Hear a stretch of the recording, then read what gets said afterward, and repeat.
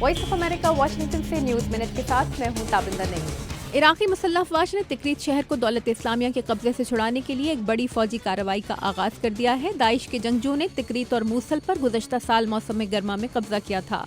अमरीकी वज़ीर ख़ारिजा ने खबरदार किया है कि ईरान के एटमी प्रोग्राम पर बातचीत की तफसीलात आम करने से मुमकिना एटमी मुआहदा खतरे में पड़ सकता है। इसराइली हुकाम के मुताबिक वज़ीर आज़म नेतन्याहू मंगल को अमरीकी कांग्रेस से खिताब में ईरान अमरीका एटमी समझौते पर बात करेंगे, जो इसराइल के लिए बाइस तशवीश है।